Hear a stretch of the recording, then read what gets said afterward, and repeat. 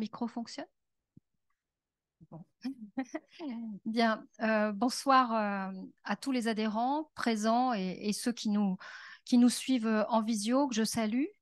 Nous allons débattre ce soir de la fin de vie et de la réflexion qui est menée dans notre pays actuellement, qui n'est pas la première évidemment. Débattre sur la fin de vie, et pour moi, et pour nous, et pour beaucoup d'entre nous, et pour la majorité même des citoyens, n'est pas un débat d'experts, n'est pas le seul débat des experts. Pour nous, ce n'est pas le seul débat des médecins, et c'est un débat avant tout des citoyens devant la mort, des citoyens devant leur mort, devant leur propre fin de vie, devant leurs droits, devant la fin de vie. Et donc, je crois qu'il faut qu'on le regarde sous cette aune-là pour commencer. On peut considérer aussi aujourd'hui, avec pragmatisme, les évolutions de notre système de santé, les évolutions scientifiques, les progrès, l'allongement de la vie, tout ce qu'on peut faire pour maintenir une personne en vie, et se dire en même temps que les évolutions législatives sont elles aussi légitimes dès lors qu'on est dans cette situation. Les refuser en bloc, c'est aussi ne pas se donner tous les moyens que nous avons d'y réfléchir ensemble. Pourquoi on n'a pas pu toujours faire le débat sur la fin de vie dans notre pays? Si on y réfléchit bien, c'est qu'à chaque fois, il a fallu une affaire emblématique. On en a tous vécu, j'en ai vécu une personnelle, d'autres aussi autour de moi. Une aventure qui a marqué les médias, qui a marqué les esprits, est venue et on nous a dit on ne peut pas légiférer dans l'émotion. Alors on repousse. La deuxième façon de repousser un bon débat de ce type, c'est de se dire tout est fait, tout va bien.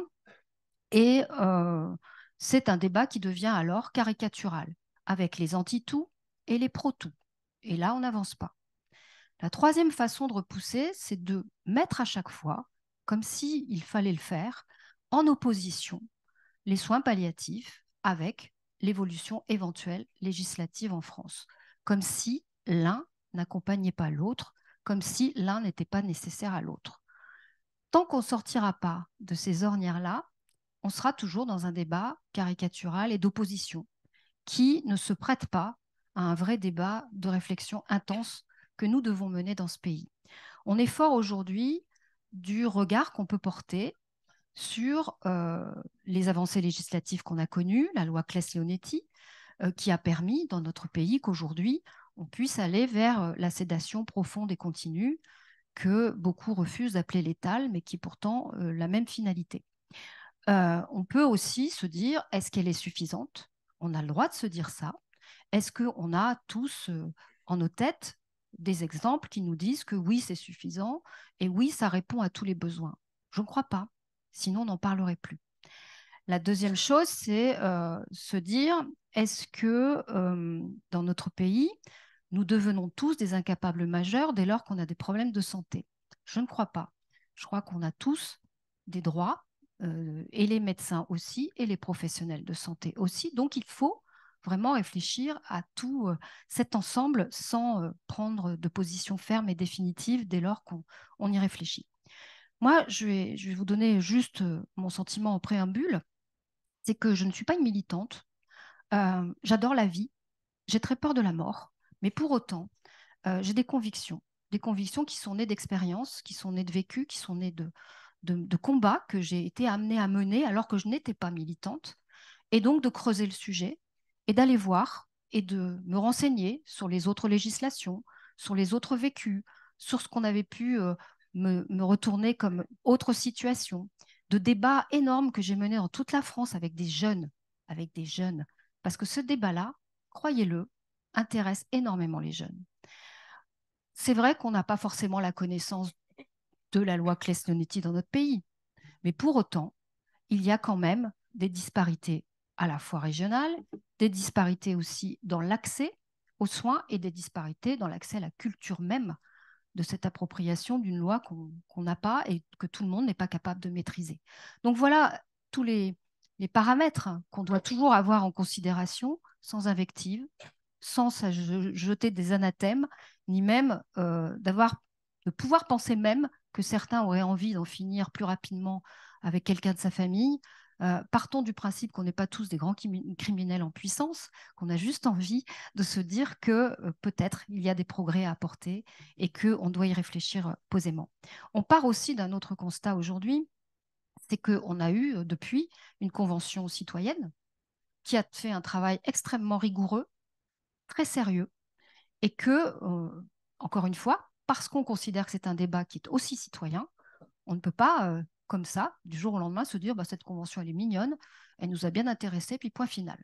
Donc, on ne peut pas. Donc, on est à ce moment charnière, d'un moment où on peut avoir ce débat apaisé, parce que là aussi, encore une fois, lorsque il n'y a pas de problème médiatique, emblématique, qui vient un peu ruiner les efforts qu'on pourrait faire sur un débat apaisé, bah, on vous dit, bah, puisque il ne se passe rien, il n'y a pas de raison que ça bouge, ça va très bien comme ça, on ne va pas refracturer la société à cause de ça. Eh bien, alors à quel moment va-t-on pouvoir y réfléchir vraiment? Donc voilà où on en est aujourd'hui de ce débat sur la fin de vie. On a à côté de nous euh, Marina Carrère d'Ancos, que vous connaissez, qui est journaliste, médecin aussi au départ, et qui a fait récemment un documentaire qui était, je vais bien dire le titre parce que sinon je vais me faire disputer, Fin de vie pour que tu aies le choix. Donc c'est elle qui va nous parler maintenant. Et puis ensuite, je passerai la parole à Agnès Firmin-Lebaudot, qui est la ministre déléguée en charge de l'organisation et des professionnels de santé, l'organisation territoriale, et qui a aussi présidé la commission éthique à l'Assemblée. Je peux vous dire que c'est un travail énorme qui a été mené, extrêmement sérieux, qui avait mis de côté la fin de vie pour ne pas fracturer le débat et qui se retrouve quand même aujourd'hui à mener ce travail de fond et notamment sur une législation qui pourrait intervenir dans notre pays, mais ça, ce sera pour après. Donc, je vais sans plus attendre passer la parole à Marina Carrère d'Ancos pour qu'elle nous livre sa version. Merci beaucoup, mesdames les ministres, mesdames et messieurs. Je suis extrêmement heureuse de pouvoir m'exprimer devant vous sur ce sujet essentiel pour lequel je pense qu'il est urgent d'agir. Alors, juste une petite précision avant de vous donner ma position et de vous dire pourquoi je la défends. Je ne suis pas juriste, je ne suis pas philosophe, je ne suis pas spécialiste de l'éthique. Je suis devant vous en tant que citoyenne avec le souhait d'avoir ce choix de ma mort, en tant que médecin, ayant rencontré des patients au port de la mort, et en tant que journaliste, vous l'avez rappelé, j'ai incarné un documentaire sur la fin de vie qui a été diffusé sur France 5 puis sur France 2 et qui m'a conduit pour mon enquête en Belgique, en Suisse et au Canada. Et c'est forte de ces expériences et connaissances que je m'engage. Alors, je défends aujourd'hui une évolution de la loi Claes-Leonetti du 2 février 2016, tout en défendant ce que cette loi a de bon, parce qu'elle a de très bons points. Le premier point, c'est, vous l'avez évoqué, les soins palliatifs, qui sont non seulement à préserver, mais à multiplier, que ce soit à l'hôpital, que ce soit en EHPAD ou à domicile, où ils sont quasi inexistants. On rappelle qu'une majorité de Français, c'est 81% des Français souhaitent mourir à domicile, à peine un quart y parvient. Et le constat est parfaitement clair, quel que soit le lieu de résidence du malade, on manque partout de soins palliatifs. Près de 300 000 personnes en auraient besoin chaque année, à peine 100 000 y ont accès. Il faut donc multiplier ces unités de soins palliatifs, les lits de soins palliatifs, les soignants dédiés à ces soins et les former. Je vais y revenir dans un instant.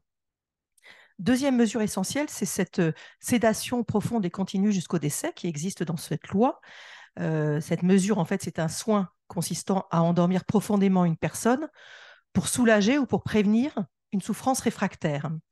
Elle est associée à une analgésie et à l'arrêt des traitements de maintien en vie, et la mort survient en quelques heures, quelques jours, parfois quelques semaines, plus rarement. Concrètement, qui peut en bénéficier dans le texte de loi? Il y a beaucoup de mots qui ont été employés et dans le texte de loi et dans les recommandations de la Haute Autorité de Santé. Ça peut être donné en cas de souffrance réfractaire due à une maladie incurable en phase avancée ou terminale, quand le décès est imminent et inévitable. On lit encore en cas d'affection grave et incurable engageant le pronostic vital à court terme et provoquant des souffrances réfractaires aux thérapeutiques actuelles. Alors, cette mesure, cette sédation profonde et continue jusqu'au décès, c'est une solution qui est tout à fait adaptée à près de 95% des patients en fin de vie. C'est avant tout des patients atteints de cancer en phase terminale. Elle existe, elle doit être mieux connue des médecins et des médecins qui doivent être formés, c'est pour ça que je l'évoquais, à écouter la parole et la souffrance des patients. Et on voit encore dans les unités de soins palliatifs trop de médecins qui, face à une telle demande, estiment que le moment n'est pas encore venu, que la souffrance n'est pas suffisante. Et je ne sais pas quel médecin est capable de dire à un patient, là, honnêtement, non, vous ne souffrez pas assez, on va attendre encore un petit peu. Il faut vraiment une formation des médecins à l'écoute des patients. Donc, elle doit être mieux connue des médecins, elle doit aussi être mieux connue des patients pour qu'ils puissent la demander, au même titre que ces patients doivent mieux connaître le troisième outil essentiel de cette loi qu'il faut aussi préserver, que sont les directives anticipées, des directives qui doivent être écrites, laissées en lieu connu de proche ou auprès de la personne de confiance, qui peuvent être maniées tout au long de la vie et qui permettent de dire ce que l'on veut et ce que l'on ne veut pas pour sa fin de vie. Seuls 15% des Français de plus de 50 ans les ont rédigées, ce qui est quand même ridicule. Soyez rassurés, ça ne tue pas d'écrire des directives anticipées. Je l'ai fait il y a longtemps. Mais c'est essentiel. L'affaire Vincent Lambert n'aurait pas existé s'il avait écrit ces directives et qu'il ne les a pas simplement exprimées à sa femme. Donc, c'est absolument essentiel et ça aide beaucoup les médecins. J'ai dit donc beaucoup de bien de cette loi et je persiste. Elle est aujourd'hui mal connue, insuffisamment et souvent mal appliquée. Il faut faire connaître cette sédation profonde et continue, les directives anticipées et développer les soins palliatifs. Alors, pourquoi ne pas faire cela plutôt que de faire évoluer cette loi? Pour deux raisons. D'abord parce que, vous l'avez dit, développer les soins palliatifs et faire évoluer la loi ne sont pas opposables et ne doivent pas être opposés, bien au contraire. C'est comme si avant la loi sur l'IVG, on avait dit « attendons de développer la contraception, que les femmes la gèrent mieux et après on fera une loi ». Non. Et pourquoi non? Parce qu'aujourd'hui, en France, il y a des patients qui ne peuvent pas attendre parce que de toute façon, ils ne pourront pas bénéficier de cette loi Claes-Leonetti. C'est le deuxième point. Il y a des patients aujourd'hui hors la loi Claes-Leonetti. Alors, ce sont ceux qui ont une maladie grave et incurable, eux aussi, qui ont des souffrances physiques ou psychiques réfractaires aux thérapeutiques actuelles, eux aussi, mais qui n'ont pas un pronostic vital engagé à court terme. Or, qui sont-ils? Des patients atteints de maladies neurodégénératives, la plus connue étant la maladie de Charcot, qui est la plus fréquente des maladies rares. C'est quand même 8000 patients en France. Le risque d'être atteint par cette maladie, c'est 1 pour 350 pour les hommes, 1 pour 400 pour les femmes. C'est tout sauf rare. Mais c'est aussi des patients qui ont fait des accidents vasculaires cérébraux très graves qui entraînent ce qu'on appelle des syndromes d'enfermement. C'était le cas de Jean-Dominique Bobby, si vous vous en souvenez, qui avait ce qu'on appelait un lock-in syndrome et qui ne pouvait plus s'exprimer. Des patients également qui ont eu des traumatismes crâniens très sévères, c'était le cas de Vincent Imbert, à l'origine de tétraplégie et de perte de communication verbale, qui sont bien souvent muets et aveugles et qui ne peuvent pas non plus s'exprimer. Et ces patients, on l'a vu avec, j'ai cité Vincent Limbert, mais également Chantal Sébir ou Anne Bert, peuvent vivre encore des mois, voire des années, totalement coupés du monde, avec des douleurs physiques et ou morales insupportables. Et ces patients-là n'ont qu'une solution aujourd'hui, c'est d'aller en Belgique ou en Suisse pour mourir comme ils le souhaitent. Et ça, c'est indigne de notre pays, indigne d'obliger des malades à s'exiler pour cela et indigne que cette mort choisie soit assortie dans ce cas-là d'une inégalité parce qu'il faut des moyens financiers, familiaux et sociaux pour pouvoir le faire. Alors, évidemment, que proposer l'aide à mourir, qu'elle soit active, médicale ou juste aide à mourir? On a deux possibilités en gros que sont le suicide assisté et l'euthanasie. Pour bien préciser les choses, le suicide assisté, c'est le modèle donc, qui existe en Suisse depuis 1941. Concrètement, un médecin va écouter le patient en demande. S'il est d'accord, c'est le médecin qui va rédiger l'ordonnance pour que le patient puisse aller acheter le produit létal. Et le jour du geste, la personne sera assistée d'un membre d'une association. Il n'y a pas de professionnel de santé sur place, en tout cas, ce n'est pas du tout demandé. Mais c'est la personne qui boira elle-même la potion ou, si elle est en incapacité de le faire, appuiera sur le bouton d'une perfusion qui aura été posé par un professionnel. Ce qui veut dire que des patients atteints, par exemple, de cette maladie de Charcot, qui savent qu'ils seront un jour totalement immobilisés, risquent quoi? Eh bien, ils risquent d'avancer leur mort, d'anticiper leur mort, de l'avancer pour pouvoir bénéficier d'un suicide assisté dans leur pays. Et s'ils ne l'ont pas fait, ou s'ils sont d'emblée totalement immobiles, comme après un traumatisme crânien gravissime, eh bien, ils seront contraints de continuer à aller en Belgique pour pouvoir mourir, puisqu'ils ne pourront pas avoir un suicide assisté. Il me paraît donc assez inutile de faire évoluer une loi si c'est pour maintenir des inégalités entre les patients en grande souffrance. L'euthanasie, elle est pratiquée, vous le savez, dans de nombreux pays aujourd'hui, en Belgique, aux Pays-Bas, au Luxembourg, en Espagne, au Canada, en Autriche. Là, c'est le médecin qui va injecter le produit létal qui entraîne la mort en quelques minutes. Avant cela, il y a un protocole lourd à suivre. Selon les pays, il faut l'accord de 2 ou 3 médecins, parmi lesquels souvent le médecin traitant et un médecin référent de la pathologie. Si la demande est acceptée, le médecin s'assure régulièrement de la volonté de son patient qui peut changer au cours de sa maladie. On le voit régulièrement et c'est très important. Alors, de nombreux pays ont dans leur arsenal les deux possibilités, suicide assisté et euthanasie, selon l'état des malades. Et c'est vrai qu'on peut se demander pourquoi on a si peur dans notre pays de faire évoluer la loi alors qu'une majorité de citoyens y est favorable et depuis longtemps. Il y a deux raisons essentiellement. La première, c'est la crainte des dérives. Et dans toute grande loi qui fait bouger la société, il y a cette crainte qui est justifiée et parfaitement audible. Nous l'avons vu, quand nous sommes allés tourner au Canada, on a rencontré une femme vétéran de l'armée qui était donc en fauteuil roulant après un accident survenu dans le cadre de ses fonctions et qui demandait depuis des années au gouvernement une aide matérielle pour pouvoir, une rampe en fait, pour pouvoir rentrer chez elle avec son fauteuil roulant. Rien n'avait été accordé depuis des années jusqu'à ce que quelqu'un des autorités lui dise « Mais vous savez, madame, vous avez droit à l'aide active à mourir ». On comprend donc, et ce n'est pas un cas isolé puisqu'on a répertorié plusieurs cas de ce type au Canada, on comprend donc parfaitement cette crainte de dérive. Ça n'est pas pour moi en tout cas une raison de ne pas légiférer. Avant la loi sur l'IVG, les craintes étaient immenses d'une explosion du nombre de cas d'IVG.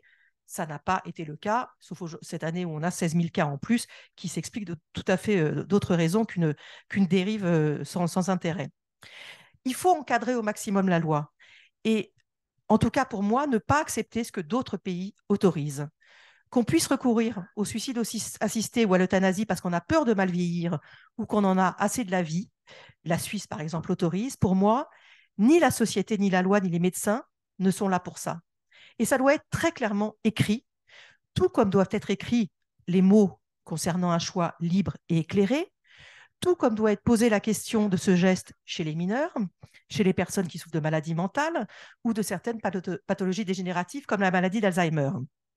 Il faut être très exigeant et très précis sur cela, mais encore une fois, ça n'est pas une raison pour ne pas légiférer. Moi, j'ai confiance, en tout cas dans mon pays. Et la deuxième raison qui est, à mon avis, la plus forte, c'est la réticence du corps médical à être impliqué dans ce geste. On entend beaucoup les médecins qui sont contre, pas assez les autres.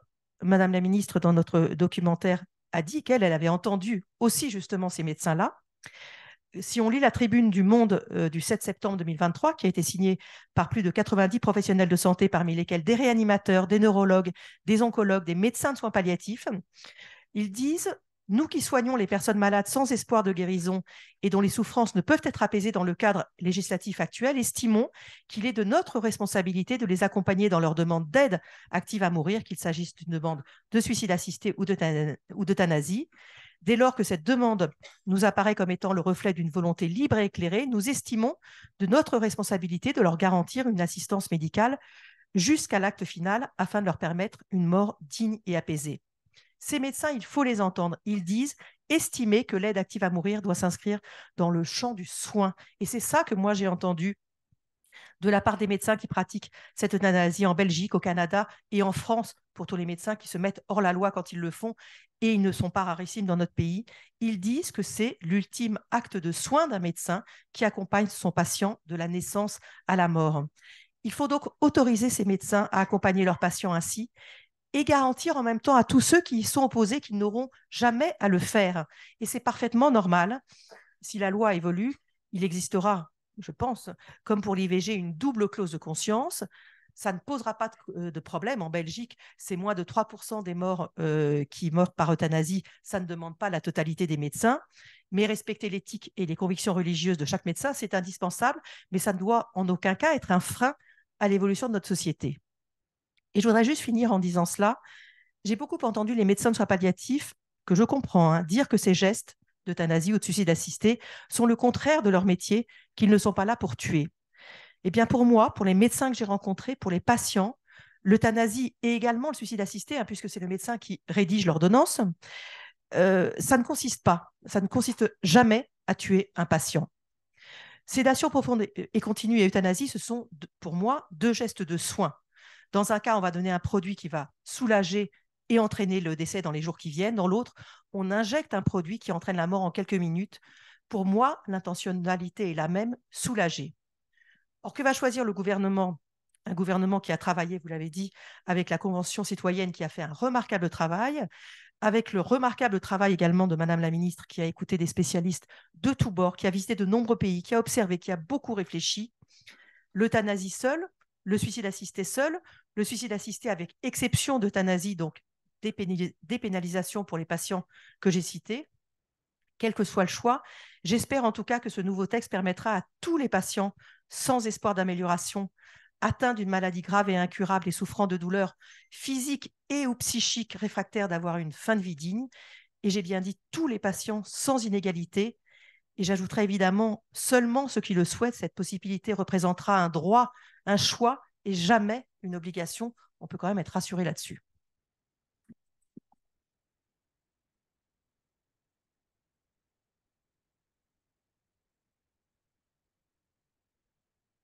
Merci beaucoup. Je vais laisser parler Agnès Firmin-Lobodo sur ce qu'elle veut, si possible quand même sur la fin de vie, mais surtout pour nous dire un peu ce qu'elle ressent, ce qu'elle a pu voir, ce qu'elle a pu entendre. C'est surtout ça l'essentiel. Évidemment, elle ne va pas nous dévoiler ici l'avancée de ses travaux, mais en tout cas, la méthode utilisée jusque maintenant et ce qu'elle a pu constater, ça me paraît intéressant avant qu'on ait un échange avec la salle. Bonsoir à tous. Merci Brigitte pour ton invitation. Merci Marina pour ses propos. Comme ça, vous avez tout le contexte. Marina a planté clairement le décor. Moi, je vais me permettre, si vous voulez bien, de replacer un petit peu le pourquoi nous y sommes arrivés à écrire ce texte de loi. Et peut-être rebondir sur ce que tu as dit en introduction, Brigitte, sur les raisons pour lesquelles c'est jamais le moment. L'opposition aux soins palliatifs aide à mourir. Puis tu as donné une troisième raison. Les anti-tout, l'émotion, voilà. Tout d'abord, le président de la République l'avait inscrit dans son programme électoral, déjà. Le Conseil consultatif national d'éthique a rendu un avis et le président de la République, j'allais dire, s'est appuyé sur cet avis pour lancer les travaux qu'il avait promis dans son programme électoral. Cet avis du Conseil d'éthique, l'avis 139, en résumé, dit que la loi Claes-Leonetti ne répond pas à toutes les situations à moyen terme. C'est ce que dit l'avis. Et donc, le 13 septembre 2022, le président de la République, dans un communiqué de presse, dit qu'il va lancer la Convention citoyenne, promesse de campagne électorale. Mais là où, et c'est peut-être pour ça que nous y sommes arrivés, il lance une méthode de travail innovante et complètement nouvelle. Il demande à deux ministres, pour cet acte 1 de la réflexion, à Olivier Véran et à moi-même, de mener des travaux de façon parallèle. La Convention citoyenne s'est réunie du 9 décembre au 2 avril, a fait un travail extraordinaire. Je tiens vraiment à le dire, que pour le coup, j'allais dire peut-être les leçons de ce qui n'avait peut-être pas marché sur la Convention pour le climat ont été retenues et le travail de la Convention citoyenne a été extraordinaire. 185 citoyens tirés au sort qui ont commencé les travaux le 9 décembre, 184 sur la ligne d'arrivée le 2 avril. Seule personne qui n'a pas fait tous les travaux, c'est parce qu'entre-temps, elle a trouvé du travail. C'est une bonne excuse. Pour vous dire, moi, je suis allée les voir travailler, pas dans les séances plénières dans l'hémicycle, en commission. J'ai été vraiment très impressionnée par la montée en puissance de leurs connaissances, par la façon dont ils savaient s'écouter et se respecter. Peut-être certains devraient en prendre un petit peu de la graine. C'était vraiment très, très impressionnant. Et surtout par la façon dont très vite s'est dégagée une majorité, 75-25, mais par la façon dont les 25 qui étaient plutôt contre l'évolution de la loi ont continué les travaux, ont continué même à avancer, à réfléchir, alors qu'ils avaient une position affirmée sur, pour eux, il ne fallait pas que la loi évolue. Donc cette convention citoyenne, et pendant cette période jusqu'au 3 avril, comme l'a dit Marina, j'ai beaucoup écouté, beaucoup consulté, alors des professionnels, des associations, les cultes, les francs-maçons, enfin vraiment beaucoup, beaucoup, beaucoup travaillé. Et surtout, je suis aussi allée à l'étranger pour voir les pays qui avaient légiféré depuis longtemps, la Belgique, qui a légiféré depuis 20 ans avec le modèle euthanasie, la Suisse, qui n'a pas légiféré, puisque en Suisse, ils ont un beau principe, pas duplicable du tout en France, tout ce qui n'est pas interdit est autorisé. Ça, chez nous, ça ne marchera pas. L'Espagne, qui a choisi le modèle euthanasie, mais depuis simplement 3 ans. C'était intéressant de voir aussi, en peu de temps, comment ils avaient réussi à évoluer, mais pourquoi ça ne marchait pas si bien que ça en Espagne. En Grande-Bretagne, qui essaye de légiférer depuis des années, mais qui n'y arrive pas. Donc, je voulais comprendre les freins. Et en partant, les parlementaires que j'ai vus m'ont dit, surtout si vous y arrivez, on viendra voir pourquoi vous y êtes arrivés. Et puis, je suis aussi allée aux États-Unis, en Oregon, parce que je voulais voir ce modèle qu'on dit oregonais. J'ai fait le choix, moi, Marina, de ne pas aller au Canada, parce que très clairement, ce n'est pas le modèle qu'on voulait. La conviction que très vite j'ai eue, c'est qu'il n'y avait aucun modèle duplicable in extenso dans notre pays. Et je vous dirai peut-être pourquoi tout à l'heure. Donc, des voyages à l'étranger, un groupe de parlementaires transpartisans.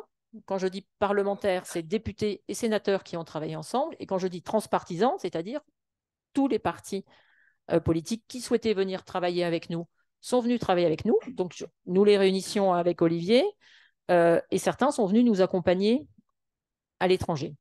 Un groupe de soignants transpartisans, alors là, pas tout à fait le même transpartisan, c'est-à-dire des soignants pour et des soignants contre. Et quand je dis des soignants, je dis des médecins spécialistes, des médecins généralistes, des médecins de soins palliatifs, des médecins réanimateurs, mais je dis aussi aides-soignantes et infirmières, qui sont les professionnels le plus longtemps au chevet du malade, et c'était très important pour moi de les associer directement.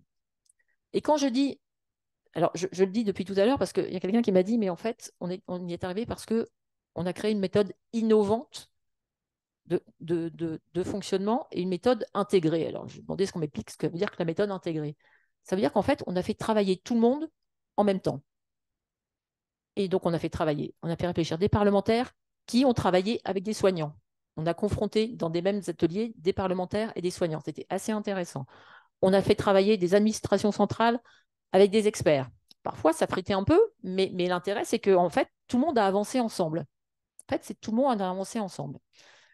Et donc, on arrive au 3 avril, où donc la Convention citoyenne remet au président de la République le fruit de ses travaux, et je remets au président de la République le fruit des miens.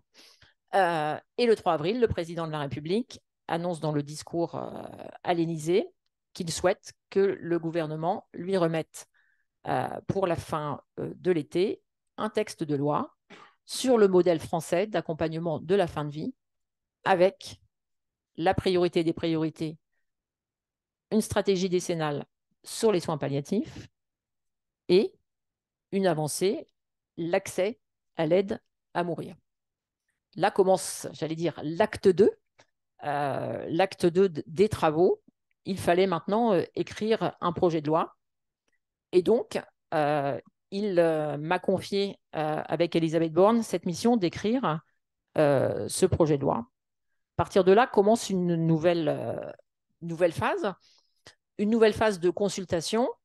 Et nous avons souhaité, avec les travaux à la fois de la Convention citoyenne, puisque le président de la République, dans son discours du 3 avril, dit clairement, pas les mineurs,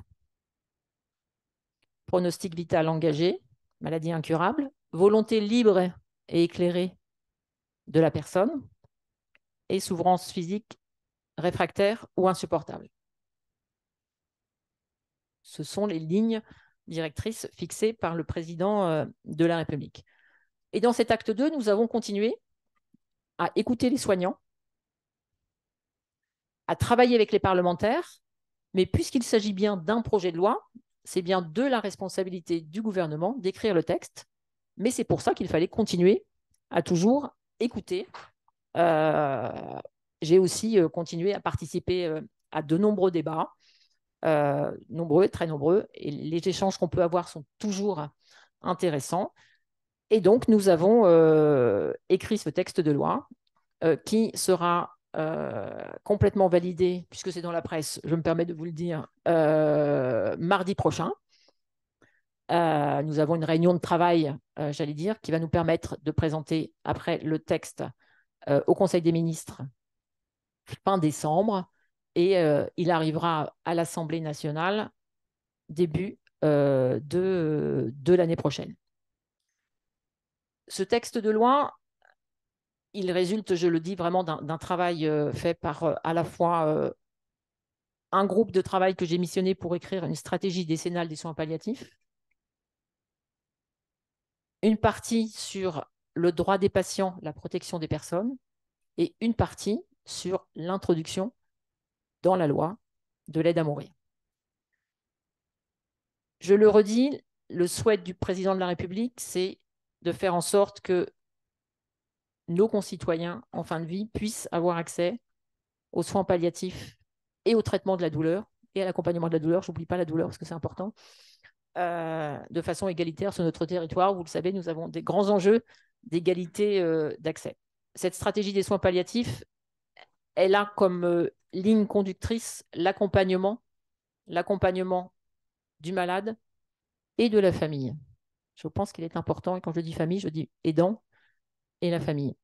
C'est ce qui a, j'allais dire, conduit toute notre réflexion, et c'est ce qui est le fil conducteur du projet de loi qui sera présenté au Conseil des ministres à la fin de l'année, c'est l'accompagnement de la personne, le respect du choix de la personne, le fait d'avoir pris en compte aussi les échanges que nous avons eus avec tous les professionnels de santé, et de pouvoir, j'allais dire, anticiper le plus en amont possible aussi la prise en charge lors de l'annonce d'une maladie grave. Je crois que c'est aussi ça qu'il nous faut pouvoir développer. Alors, je suis ennuyée parce que je ne peux pas trop en dire, donc, mais on pourra quand même répondre aux questions. Je le redis, mais donc, vous dire déjà qu'il y aura bien un projet de loi, c'est quand même déjà en soi pas mal. À quelques jours près, on va y arriver. On fera peut-être le débat dans quelques mois. Vous partagez quand même quelques convictions assez fortes. Tout d'abord, moi, je suis intimement convaincue que c'est jamais le bon moment, on l'a toujours entendu. Je pense qu'au contraire, là, c'est le bon moment. D'abord parce que je pense que la société est prête. Je suis aussi convaincue que nous aurons des beaux débats à l'Assemblée nationale. C'est un débat de société, donc le débat sera difficile. Mais nous avons, grâce à ce débat, l'occasion peut-être de nous réconcilier avec la démocratie et peut-être de réconcilier nos concitoyens avec la politique au sens noble du terme. Sur ce sujet de société, peut-être qu'il y a une différence avec les autres sujets de société qui ont eu lieu, dont les débats ont eu lieu dans l'hémicycle avant. À tort, certaines personnalités politiques pensent qu'ils ne sont pas concernés ou qu'ils n'étaient pas concernés par le mariage pour tous ou pour la PMA, pour le couple de femmes ou femmes. À tort, je le dis, mais là, sur ce sujet-là, on va tous mourir. Non, mais c'est assez différent. Donc, on est tous concernés. On est tous concernés. Donc, on doit tous réfléchir. Alors après, chacun avec ses idées. Et toutes les idées, je veux dire, il n'y a pas de jugement à avoir sur quoi que ce soit. Là, on parle de la mort et on est bien vivant, là. On est bien vivant. Moi, je ne suis pas fichu de vous dire quelle décision je prendrai lorsque je serai concerné par le sujet. Et peut-être je n'y serai pas. Peut-être mourir d'une crise cardiaque en sortant, là, sur le trottoir. Peut-être. Non, mais. Donc, on ne sait pas. Donc, c'est un sujet, c'est vraiment un sujet de bon vivant, mais on est tous concernés. Et donc, je pense que sur ce sujet-là, les débats seront assez différents que sur les autres sujets, parce que je pense que certains des parlementaires ne se sentaient pas vraiment concernés par les autres. Mais là, on est tous concernés.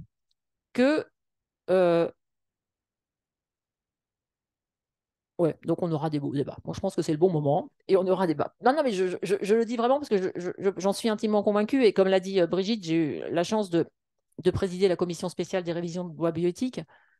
Et on le voit, je pense qu'on peut le faire quand on veut et on a réussi à le faire. Alors, il y a des moments, la pression, elle monte un peu, hein, mais c'est normal. Ça s'appelle la démocratie, ça s'appelle les échanges, mais on peut le faire en se respectant et en s'écoutant. Et d'ailleurs, on apprend toujours en s'écoutant et en se respectant.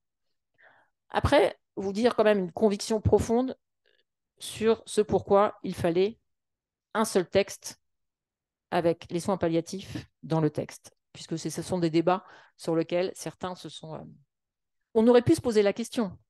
D'abord, en travaillant sur vraiment la nouvelle stratégie pour développer les soins palliatifs en France, peut-être rien ne relevait de la loi. On ne va pas faire des textes de loi si... Il se trouve que oui. Et donc, la question s'est posée, est-ce qu'il faut faire 2 textes de loi? Clairement, la réponse est non. Elle est non pourquoi? Elle est non parce que, d'abord, faire 2 textes, c'est ouvrir un front et opposer soins palliatifs à aide à mourir. Et ça n'est pas nécessaire. Je note que nous avons réussi à échapper à cet affrontement dans les débats jusque maintenant. Et donc, ça n'est pas la peine de réouvrir un front qui n'existe plus. La deuxième chose, et peut-être, Marina, avons-nous rencontré la même personne en Belgique. Au mois de janvier, je suis allée en Belgique. Et là, premier choc. Une femme palliativiste qui, au début de la légalisation de l'euthanasie, ne pratiquait pas l'euthanasie et qui, quelques années après, l'a pratiquée. Et qui me dit, vous savez, je pense maintenant que l'euthanasie est la suite logique de la prise en charge palliative. Ça m'a un peu perturbée quand même, hein, je dois vous le dire. Vraiment, ça m'a un peu perturbée. Et puis, on a continué et j'ai continué à travailler, à beaucoup écouter. Et quand même, j'avais quand même moins l'impression que globalement, c'était ça. J'ai visité plus d'une quinzaine d'unités de soins palliatifs. J'ai beaucoup discuté avec certains professionnels, vraiment beaucoup. J'ai aussi beaucoup discuté parfois avec des malades dans les unités de soins palliatifs. Et plus ça allait, plus j'avais cette conviction, mais sans vraiment... Et il y a quelques semaines, je suis allée à Blois dans un débat au rendez-vous de l'histoire. Et là, un neurologue dit, vous savez, moi je pense que l'aide à mourir est le continuum des soins palliatifs. Ah, je dis, tiens, j'ai l'impression que... Et il donne une explication à ça qui me paraît évidente maintenant, mais que je n'avais pas encore complètement intégrée. Cette explication, c'est en France, ça c'est moi qui le dis, en France, les soins palliatifs sont vécus comme un échec par les médecins parce que les médecins sont formés au tout curatif et ne sont pas formés aux soins palliatifs. Moi, j'en étais à ça. Ça, je l'avais bien intégré. Et lui, il va plus loin. Il dit, les palliativistes vivent l'aide à mourir comme un échec parce que la prise en charge ne peut pas soulager tout le monde. Et en fait, c'est ça. Et donc, c'est pourquoi il n'y aura qu'un texte, c'est parce que Marina a dit qu'elle considérait que c'était un soin. Le débat, il est clairement là. Hein. Est-ce que l'aide à mourir est un soin ou pas? Il y a un sociologue qui a un nom, mais je l'ai oublié, qui dit c'est une suite de soins. Voilà, il dit c'est une suite de soins. Moi, je n'emploierai pas ce terme. Je dis pour moi, l'aide à mourir est le continuum d'une prise en charge palliative. J'en suis arrivée à ce constat et donc, oui, il n'y aura bien qu'un texte. Et ceux qui militent pour qu'il y ait 2 textes, je pense qu'ils se trompent et que on peut laisser le choix aux personnes. Et et je vais le dire parce que je ne vous dirai pas grand-chose, mais sur ce qu'il y a dans la loi. Mais je vais quand même vous dire quelque chose. J'ai quand même tenu à ce qu'il soit proposé systématiquement à chaque personne qui demanderait l'aide à mourir, à ce que les soins palliatifs soient systématiquement proposés si tel n'était pas le cas avant. Pour que juste au bout, on propose un accompagnement et une prise en charge. Charge à la personne d'accepter ou pas, mais au moins qu'on s'assure que la prise en charge palliative ait pu être proposée, parce que parfois, il y a encore des territoires où ce n'est pas le cas, et dans ce cas-là, le médecin s'arrangera pour que ce soit le cas. Mais je crois que c'était vraiment important qu'on puisse aussi proposer cet accompagnement si ce n'est pas le cas. Donc voilà, très en vrac ce que je voulais vous dire, et vous dire que en fait, on proposera bien sûr un projet de loi et que le travail parlementaire va commencer et que le travail parlementaire nourrira encore de nombreux débats. Il fera forcément évoluer le texte et que là aussi, on prendra le temps de travailler, de s'écouter. Ça me semble important. Mais aussi dire que sur ce sujet-là, le fait d'avoir travaillé avec un groupe de parlementaires en amont sur un sujet qui est quand même très complexe, une partie des députés et des sénateurs auront été, j'allais dire, acculturés au sujet, auront aussi beaucoup appris. Et ça, c'est aussi important parce que parfois, ça peut éviter de dire des grosses bêtises. Et ça peut arriver. Mais c'est important d'avoir aussi des parlementaires qui sont acculturés au sujet sur un sujet qui est vraiment très, très difficile. Et puis, je vais vous dire une dernière chose, et puis après, on répondra aux questions. Ce pourquoi très vite eu la conviction qu'il n'y avait pas de modèle duplicable in extenso dans d'autres pays. D'ailleurs, on parle du modèle suisse, on parle du modèle belge, on parle du modèle oregonais. Eh bien, on aura notre modèle français. Parce que d'abord, on n'a pas la même antériorité des soins palliatifs que les autres pays. Les Suisses ont introduit les soins palliatifs bien après le suicide assisté. On n'a pas le même modèle de prise en charge non plus, qu'on n'a pas tout à fait la même culture, qu'on n'a pas le même système de soins, et donc que tout ça fait qu'on ne peut pas se dire qu'on va dupliquer tout à fait. Voilà. Et donc, on a essayé de regarder ce qui était bien chez tout le monde et construire notre modèle français. Et donc, comme le président de la République l'a demandé, nous avons construit notre modèle français d'accompagnement de la fin de vie. Et c'est ce que vous verrez bientôt. Merci.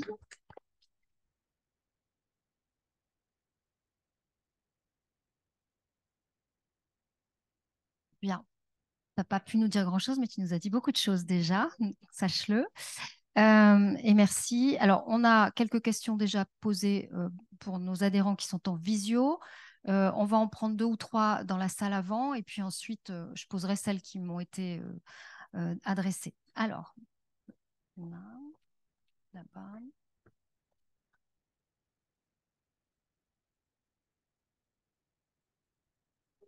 Merci de ces 3 interventions très intéressantes, mais je suis quand même déçue et angoissée. Je suis déçue parce qu'il y a un terme qui a été prononcé et qu'on entend depuis un petit moment, l'euthanasie pour les exceptions. Je trouve que c'est mettre très vite au panier la fin de vie des cancéreux. Parce que j'ai connu j'ai connu cette situation. Mon mari est mort d'un cancer et il était belge, heureusement, donc il était en Belgique. Donc, il a pu profiter s'était réglé avec le cancérologue. On savait dès le départ que de toute façon, c'était incurable. Donc, il avait fait tous les papiers. Il a vu 2 cancérologues qu'il connaissait. Il a vu un psychiatre, des témoins. Enfin, c'est verrouillé. On ne peut pas plus verrouiller. Et au moment quand les médicaments n'agissaient plus, on lui a proposé les soins palliatifs. Il a dit non, je veux rentrer chez moi. Donc, il est rentré à la maison. Je suis restée avec lui pendant 3 mois. Et à la fin, en tout cas, un jour, il m'a dit, ma vie n'est plus une vie. Donc, je vais appeler le médecin. Il lui restait 3 jours, 3 semaines, 1 mois, je ne sais pas. Mais il ne pouvait plus supporter. Il se levait, il tombait, il était dénutri, il était en très mauvais état. Et donc, je pense que là, on va faire deux catégories, et ça me dérange énormément, les cancéreux et puis les pathologies neurologiques. Parce que j'ai vu ma voisine mourir d'un cancer à côté de chez moi, c'est une amie d'un cancer du pancréas. Ce qu'on lui a fait, c'est pire que de la maltraitance, c'est de la torture. Elle voulait partir, son mari voulait qu'elle parte, ses enfants, tout le monde souffrait et on n'a rien fait. Parce qu'on l'a dit, elle n'est pas en fin de vie. Donc ça a duré 1 mois, cette torture. Donc on ne peut pas, moi je suis pour le modèle belge carrément, je l'ai vécu moi-même dans ma chair, et là je suis désolée parce que je n'arrive pas à être sereine quand je parle de ça, et donc je suis déçue quand on dit on ne peut pas copier le modèle belge. Le modèle belge, pour moi, il est parfait. C'est l'euthanasie, c'est le suicide, et je ne veux pas qu'on fasse deux catégories de malades. Il n'y a pas les cancéreux et les maladies neurologiques, il y a les malades. Et on ne meurt pas à la française, on meurt, on est des humains, on ne meurt pas à la française. Tout le monde meurt de la même façon. Bon, merci. Est-ce qu'on en prend plusieurs ou pas? On va répondre d'abord à vous. Et je voulais juste préciser avant de laisser la parole à Madame la ministre, c'est moi qui ai mis le mot exception d'euthanasie parce que je ne sais pas ce qu'il y a dans ce texte de loi et qui est qui est simplement que si c'est uniquement le suicide assisté, quel que soit le terme employé, qui était le texte de loi, j'espérais qu'il y aurait en plus des exceptions d'euthanasie pour que les patients qui ne peuvent pas bénéficier du suicide assisté puissent malgré tout mourir comme ils le souhaitent. Voilà, c'est juste ce mot-là que j'ai employé, mais encore une fois, je ne sais absolument pas ce qu'il y a dans ce texte. C'était le minimum que je souhaitais.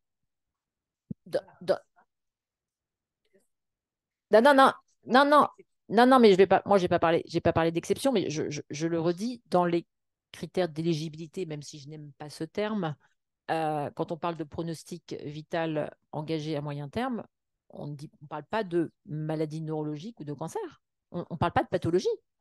On parle pas de pathologie. On parle de maladies graves et incurables.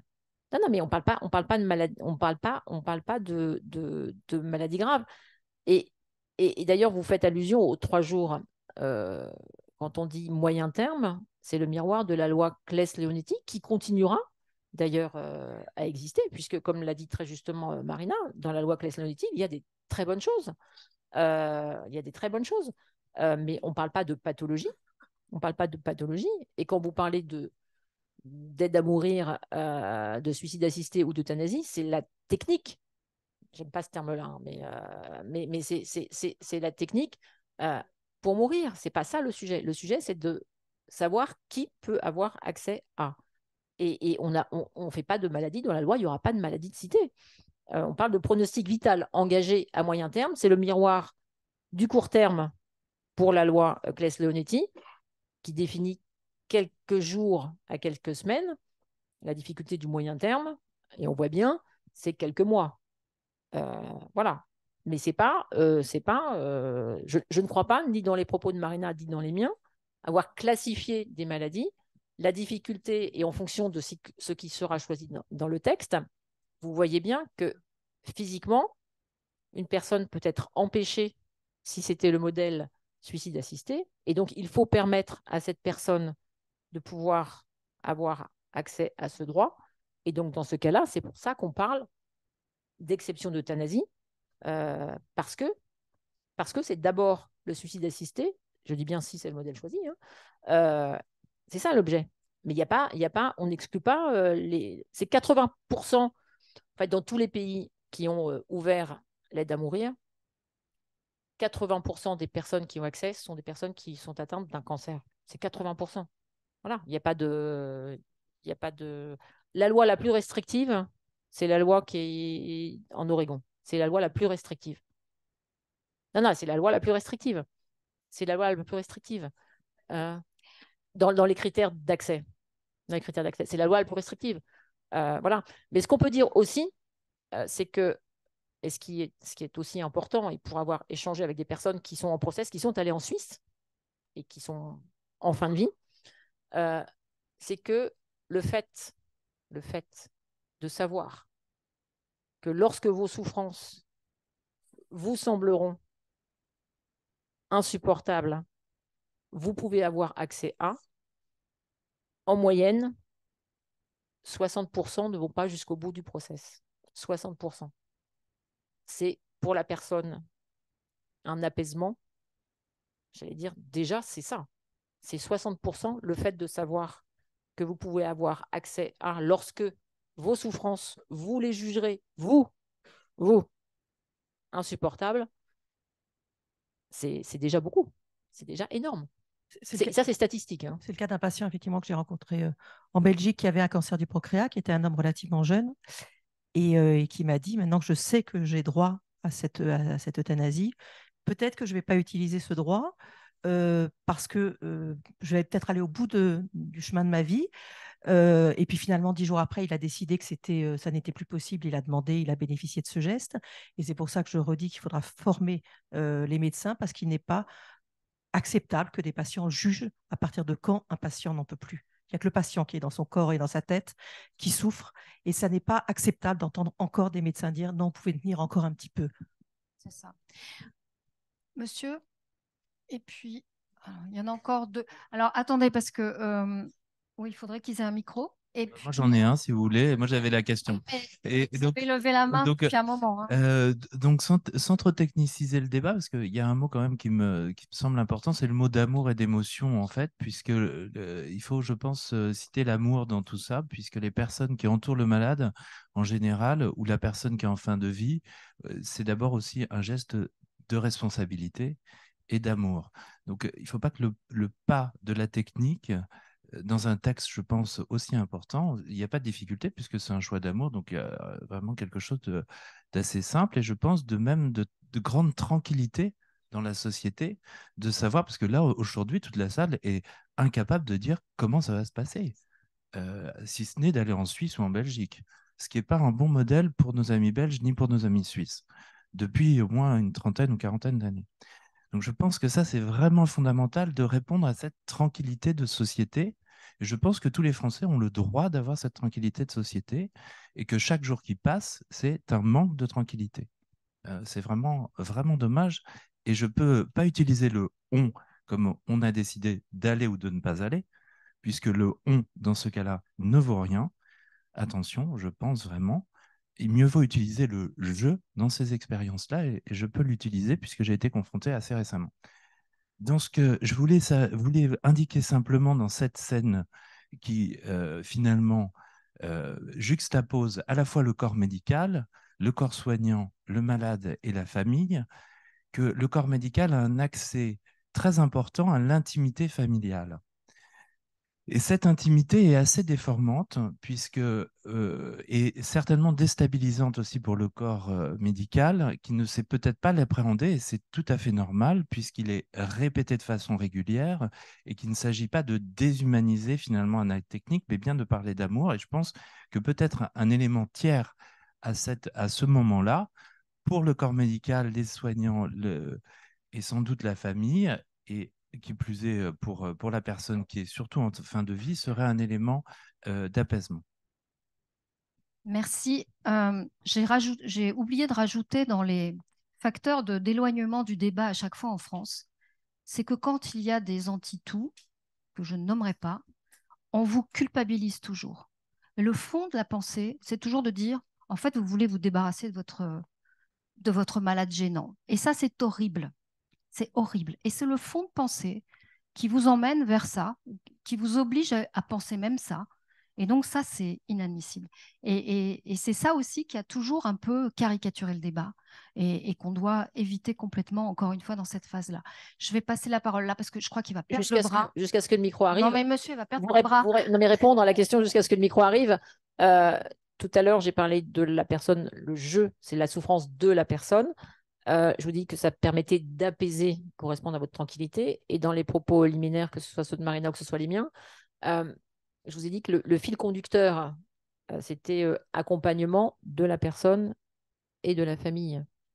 De la personne et de la famille. Je pense que c'est important, et y compris de la famille, lorsque le malade aura accompli le geste ou le malade ne sera plus. Je veux dire que voilà, c'est parce que l'objet, c'est bien, on est très clair que l'idée, c'est que cette aide à mourir puisse se pratiquer, bien sûr, à l'hôpital et au domicile. Et donc, c'est l'accompagnement de la famille aussi qui est important. C'est le fil conducteur, C'est pour ça que j'ai l'humilité de dire que la demande du président de la République et de la Première ministre, c'est une loi d'humanité. C'est on accompagne selon le choix de la personne jusqu'à la fin, la personne et la famille. Et on aura des travaux sur les dents. J'ai un jeu, enfin, j'ai pas un jeu, j'ai une question, c'est bête ce que je viens de dire. Qui a écrit ces directives anticipées? Et ben voilà, cette salle est aussi mauvaise que la moyenne nationale. Voilà. Bien, allez-y, monsieur. Bonsoir à tous. Moi, je voulais revenir sur deux sujets importants pour moi. C'est le droit de soins palliatifs. Je vous explique en 2 secondes. Moi, je suis handicapé depuis mes 9 ans et je suis mon boulot et le travail dans l'insertion handicap pour les remettre, pour les aider à pouvoir avoir une vie normale. Le soin palliatif, si on considère que le soin palliatif, c'est le soin pour aller mieux, moi, je suis en soins palliatifs depuis l'âge de mes 9 ans. Donc, aujourd'hui, quand on en discute entre nous, quand j'en discute avec les personnes que j'accompagne toute la journée, ce qu'on veut, nous, c'est le droit de choisir. Parce que des médecins, moi, juste mensuellement, j'en vois 8 par mois. Et donc, à un moment ou à un autre, ce qu'on souhaite dans cette loi, je peux vous dire que les 12 millions de personnes en situation de handicap l'attendent avec impatience, cette loi, parce qu'ils sont nombreux à monter en Belgique ou à partir en Suisse quand ça ne va plus. Et vraiment, c'est une loi qu'on tient en bout de bras pour vous dire merci qu'elle soit mise en place. Mais un des points, c'est le droit de choisir. Merci. Alors, il y a plein de mains. J'ai quand même, entre deux, je pose une petite question des adhérents qui nous regardent. Si vous le permettez, il y a Laura qui disait comment répondre aux craintes des médecins qui administreraient la solution létale et qui joueraient un rôle dans la fin de vie, notamment si l'accord du patient est remis en question. Je pense que quand même, avec les critères que tu évoquais, mais on ne va pas trop rentrer Alors dans les d'abord, il y a détails. la double clause de conscience. Ça, je Voilà, pense que c'est c'est ça. quelque chose, c'est un préambule et je crois que c'est remis en question par personne.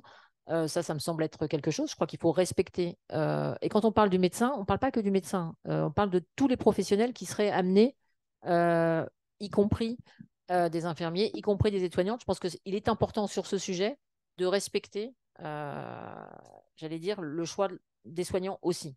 Je pense que c'est vraiment, pour le coup, là aussi, ça me semble être quelque chose d'important. Le seul professionnel de santé qui n'a pas de double conscience, c'est le pharmacien.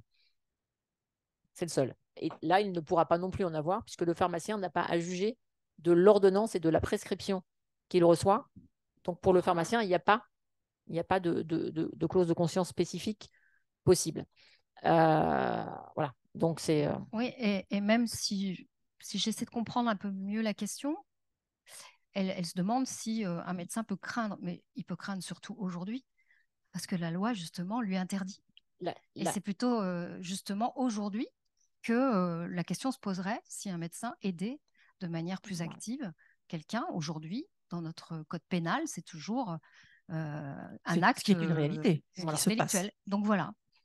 Ce qui se passe, il faut bien préciser que les médecins qui le pratiquent aujourd'hui en France, parce que les médecins, quand ils ne peuvent plus rien pour leurs patients et que leurs patients leur demandent, il y a des médecins qui le font. Ces médecins disent qu'ils se sentent totalement isolés, qu'ils le font sans pouvoir en parler avec leurs confrères, sans pouvoir ce qu'on appelle débriefer après, pour pouvoir et avant et après pour savoir si effectivement ce patient-là correspond bien à au cadre de la loi. C'est le cas en Belgique où les médecins sont extrêmement solidaires les uns des autres pour ceux qui pratiquent l'euthanasie et qui discutent énormément avec leurs confrères avant et après, parce que c'est un geste qui est douloureux et compliqué à faire. On a l'impression que c'est banal. Ça n'est absolument pas banal. Ça reste rare dans les pays qui l'ont dépénalisé.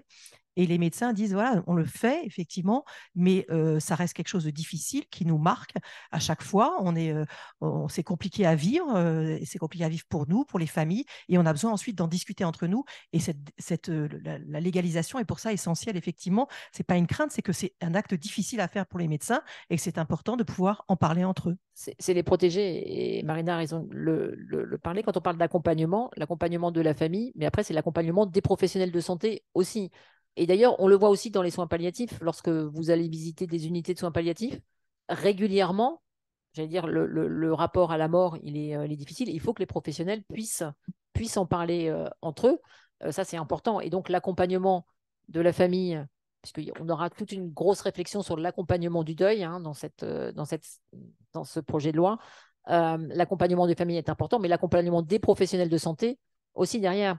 Pour répondre au monsieur sur les soins palliatifs, le développement des soins palliatifs, il est bien sûr à l'hôpital, il est bien sûr à domicile, il est aussi bien sûr dans les établissements sociaux et médico-sociaux que nous n'avons pas oubliés parce que la prise en charge des personnes en situation de handicap, en situation de polyhandicap, les soins palliatifs, c'est absolument nécessaire et il nous faut aussi avancer dans ce domaine.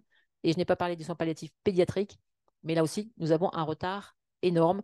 Et donc là, il y a tout un enjeu sur le développement des soins palliatifs pédiatriques aussi. Merci. Justement, pour parler des médecins, en fait, j'ai un peu relu justement, est-ce qu'il n'y a pas quelque chose à travailler? Alors, je m'adresse surtout à Marina qui est médecin. Est-ce qu'il n'y a pas quelque chose à travailler aussi sur le serment d'Hippocrate, si c'est possible, parce qu'ils sont un peu coincés là-dessus, puisque en fait, le serment d'Hippocrate dit: je ferai tout pour soulager les souffrances, je ne prolongerai pas abusivement les agonies, je ne provoquerai jamais la mort délibérément. Est-ce qu'il n'y a pas quelque chose à réviser aussi là-dessus? Ou est-ce qu'ils sont... Alors, c'est en toute conscience, bien évidemment, hein, ça a été écrit il y a des siècles, alors bien sûr qu'il y a plein de choses qui ont évolué depuis, mais est-ce qu'ils ne sont pas un peu allez, ceux qui sont tatillons, est-ce qu'ils ne peuvent pas dire: oui, mais bon, serment d'Hippocrate? Ils ont utilisé exactement les mêmes arguments avant la loi sur l'IVG. Ouais, Vraiment, les d'accord. médecins qui étaient réfractaires disaient Mais là, je ils parlent ne de peux mort, pas parce qu'il y a le serment d'Hippocrate.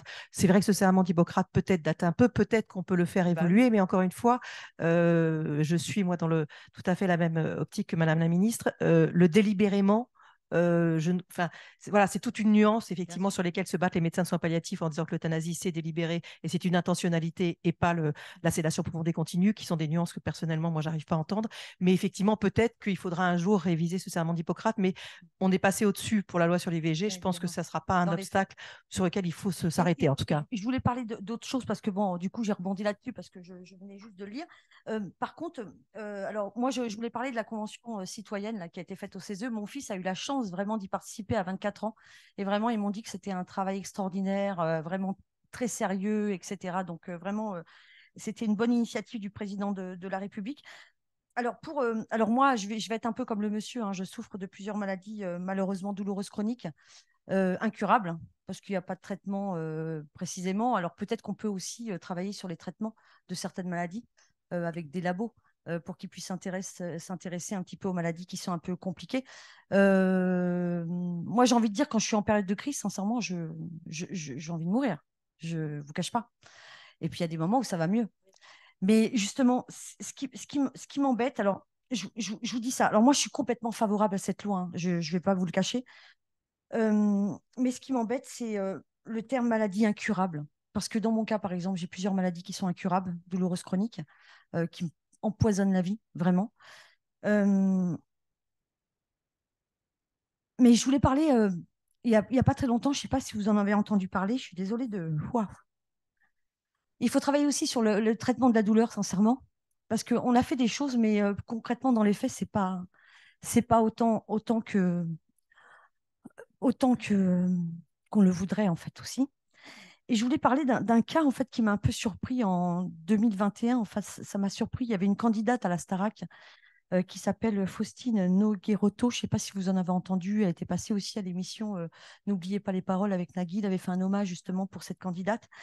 Et en fait, elle avait une encéphalomyélite myalgique, hein, ce que j'ai, par exemple.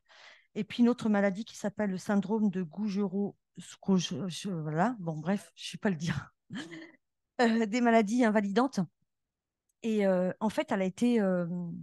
Ça m'a fait mal, ça m'a beaucoup touchée, en fait, cette histoire. Et ça m'a mis un peu en colère parce que je me suis dit comment on peut.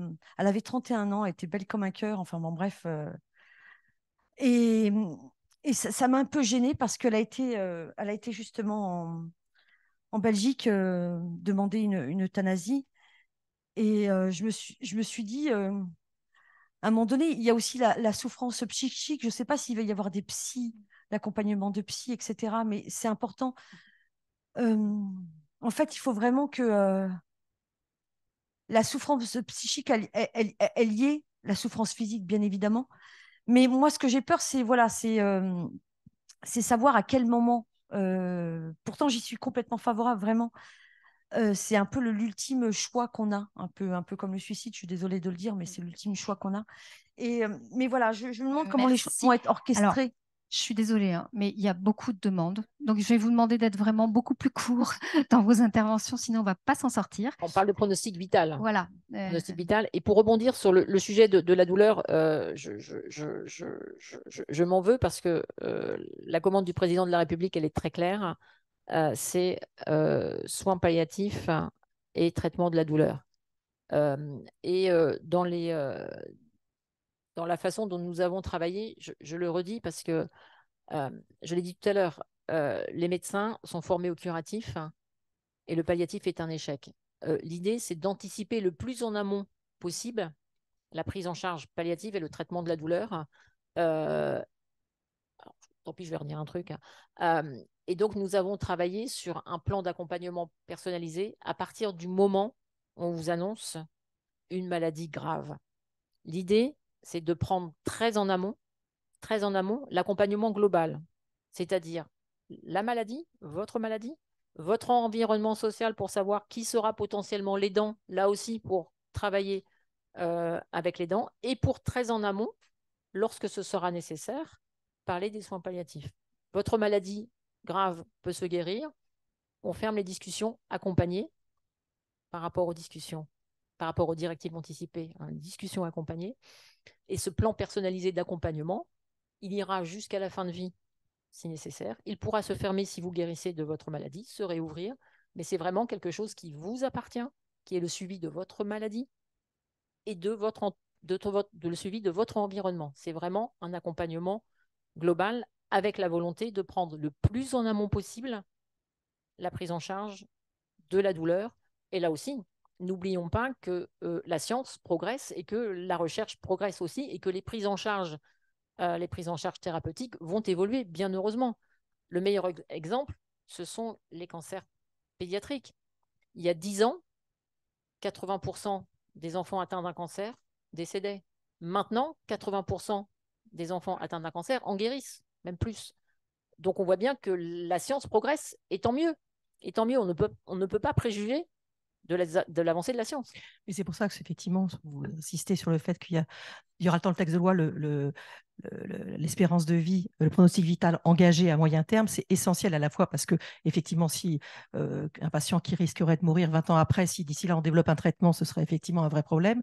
Mais ça, effectivement, élimine du champ, je pense, effectivement, des candidats à ces gestes, les patients qui certes souffrent, mais qui n'ont pas un pronostic vital engagé à moyen terme. À moyen terme, on l'a dit, 6 mois, 1 an, un mois de plus, ça sera compliqué, mais ce n'est pas ça le vrai problème. Le vrai problème, c'est qu'effectivement, ce sont des patients qui ont un pronostic vital engagé et ça réduit effectivement beaucoup les risques de dérive. Alors, monsieur, et puis encore quelqu'un dans le fond, et monsieur là. 3. On prend encore 3 questions si vous le voulez bien, parce que l'heure tourne quand même. On ne voudrait pas épuiser notre minute. Moi, on peut me fatiguer, c'est pas grave. Ça va. Non, mais toi, on a le droit.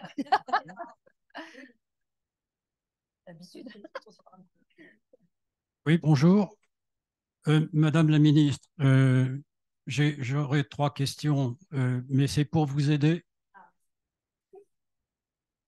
C'est pour vous aider à sortir des ornières dont vous parlez tout à l'heure, mais d'aller peut-être un peu plus loin que ça. La première question concerne votre méthode pour élaborer le projet de loi que vous avez en main. Vous avez beaucoup consulté des quantités d'experts, d'associations, de parlementaires, etc.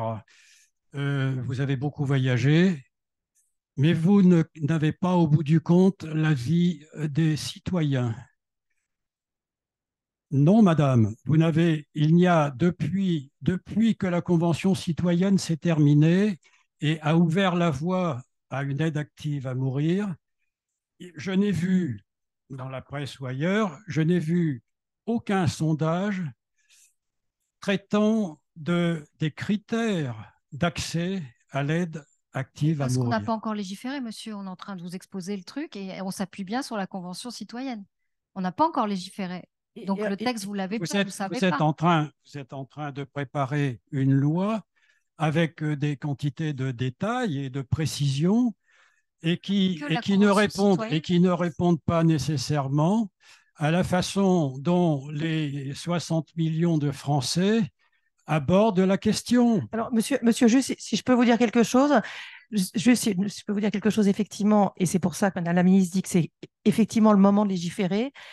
Parce que ça fait 20 ans que des sondages montrent que 75 à 78% des Français sont pour une évolution de la loi pour l'application d'une aide à mourir et que ça fait 20 ans qu'on dit aux Français, et c'est une réalité dans un sondage comme ça sur la fin de vie, alors que ce concept est extrêmement complexe et demande une très grande connaissance. On dit que ces sondages ne valent rien, ce qui n'est pas entièrement faux, et que c'est parce que cette convention citoyenne a existé, parce que pendant 6 mois, ces gens ont travaillé en écoutant toutes les nuances possibles qui peuvent exister sur les critères de fin de vie et sur la loi, qu'enfin on se dit qu'on peut effectivement proposer une loi parce que cette convention citoyenne a permis de donner vraiment l'avis des citoyens avec un avis éclairé. Voilà, et ça c'est essentiel.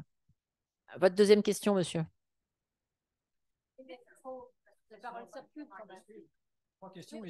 Oui, votre deuxième question.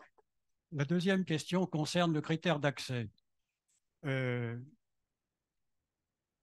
Accorder une aide active à mourir, ça suppose qu'il y ait auparavant une demande volontaire de mourir, bien entendu. Mais pourquoi? Mais ça permet de se poser la question d'un autre point de vue, c'est-à-dire de la point de vue du citoyen. Pourquoi quelqu'un, à un moment donné, va-t-il demander à mourir?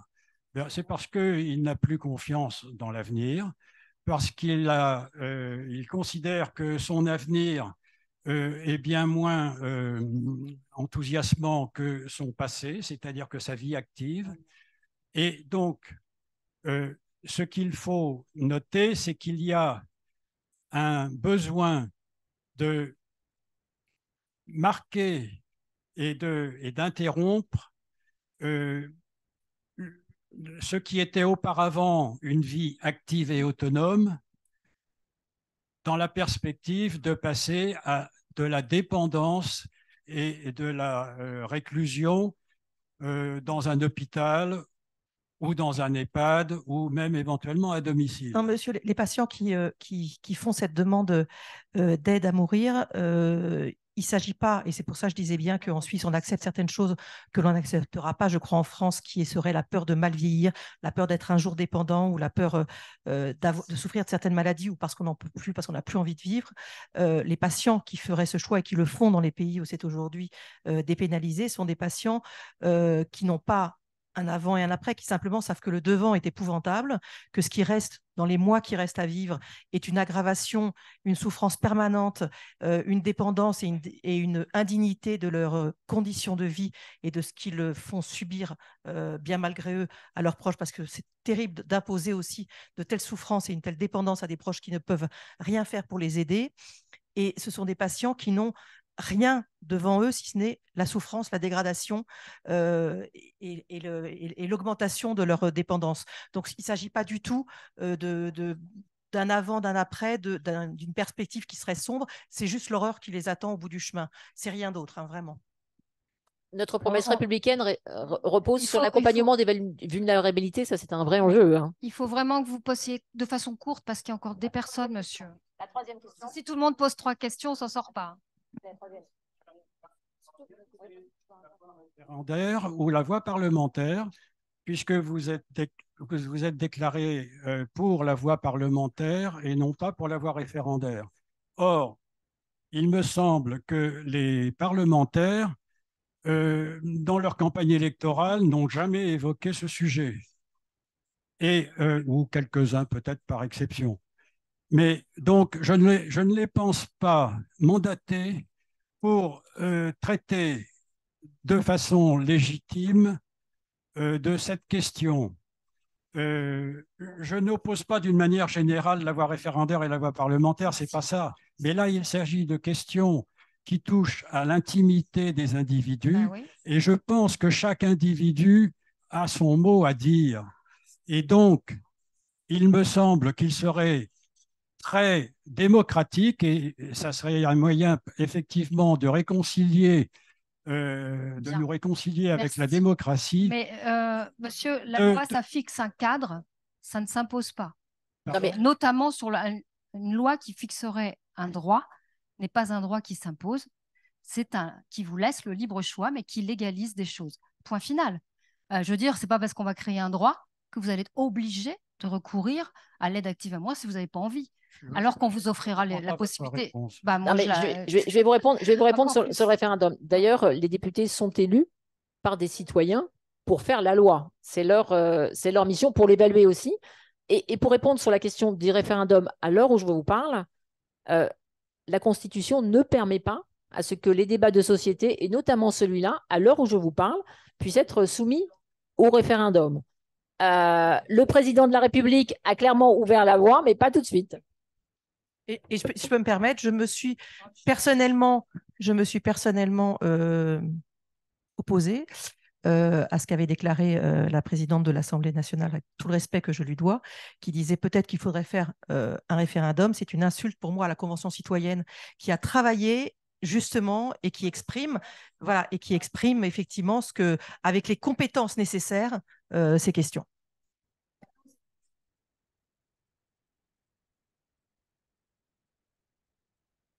Bonjour, merci de me donner la parole.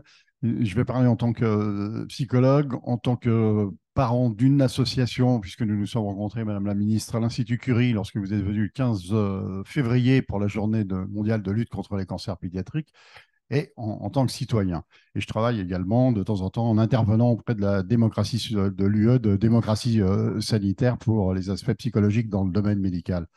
Je pense que la centration vers laquelle nous allons par l'intermédiaire de cette loi est de non pas prendre, et ça c'est pour tout le cursus médical vu par moi, non pas à chaque fois avec la technicité de traiter une maladie chez un patient, mais traiter un patient atteint d'une maladie, ce qui est fondamentalement différent en termes de prisme. Et ce qui fait que si dans tout le parcours, cette centration est faite, les praticiens pourront plus facilement être amenés à accompagner les personnes pour lesquelles c'est un choix et non pas une obligation.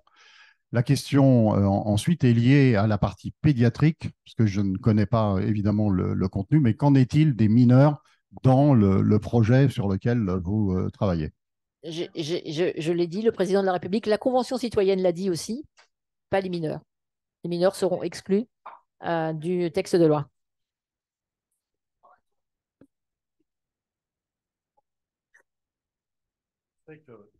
Excusez-moi, il y a le gliome infiltrant du tronc cérébral dont on sait que la médiane est entre 15 et 18 mois, que ça atteint les enfants de 5 ans, 10 ans, quelquefois 15 ans, et qui sont dans une souffrance extrême. Et je trouve que ça pourrait être intéressant, parce que je sais que le président, avec son épouse, sont venus également dans les unités de cancer pédiatrique, d'être amenés pour accompagner les familles, parce que c'est une souffrance. Enfin, déjà, la perte d'un enfant, c'est quelque chose de sidérant et d'insoutenable. Mais si en plus on dit parce que l'enfant est mineur, il ne peut pas lui-même bénéficier, c'est un humain. On ne parle pas d'âge, on parle d'humain. La question, évidemment, elle se pose, elle est essentielle. C'est exceptionnel que dans les lois qui ont été votées, ça soit d'emblée un critère. La Belgique, qui a dépénalisé en 2002, a ouvert aux mineurs en 2014. Il y a très peu de cas en l'occurrence, mais il y en a qui existent aujourd'hui. Mais honnêtement, ouais, c'est ça. Mais il a fallu 12 ans pour ouvrir la loi aux mineurs parce qu'on a constaté avant qu'il n'y avait pas de dérive, parce qu'on a bien surveillé tout ce qui se passait. Peut-être qu'un jour, je ne peux pas m'engager, ça sera ouvert mineur, mais ça ne se passe jamais avec ce critère d'emblée. Moi, j'avais rencontré cette question est essentielle, bien évidemment. Et le débat aura lieu. Oui. Il a d'ailleurs lieu à la Convention citoyenne, Ouais. puisque le premier vote de la Convention citoyenne avait ouvert aux mineurs. Mmh. Et très vite, un nouveau débat a eu lieu, puisque pour le coup, ça a quand même saisi d'effroi beaucoup de monde. C'est ça. Et ils ont retravaillé. Et dans les travaux finaux, c'était pas les mineurs, pour le coup. Pour le coup, c'était. Et ils ont réfléchi à la question, puisque Oui. la première fois, lors du premier vote, puisqu'ils ont voté sur toutes les questions, c'était les mineurs. Et vraiment, ça a suscité tellement d'effroi que le sujet a été retravaillé. Ils sont arrivés à la conclusion qu'il ne fallait pas dans le texte introduire les mineurs. Et moi, j'avais rencontré la députée belge qui était à l'origine de la loi, qui elle aussi m'avait expliqué ça, qui m'avait dit que ça n'aurait pas été entendable au moment où ils ont légiféré. Et il y avait des débats très animés. Il ne faut pas croire que ça s'est passé comme ça. Et je pense que la société française est dans le même état. Et c'est-à-dire qu'ils peuvent entendre l'évolution législative, mais pour l'instant, je ne pense pas qu'ils soient prêts, même si pour toutes les conditions que vous avez évoquées, bien sûr, mais qu'ils soient prêts à cette évolution tout de suite. Et donc, il faut en tenir compte. Et j'ajouterais voilà. juste un point qui est particulier, c'est que l'adulte qui demande ça fait ce choix pour lui, et que, on le sait, les enfants qui sont très gravement malades ont une maturité exceptionnelle et ont bien souvent une volonté de soulager leurs parents. Et qu'on se demande parfois si ces choix-là ne sont pas des choix humains vis-à-vis de leurs parents. Et ça complique encore cette question.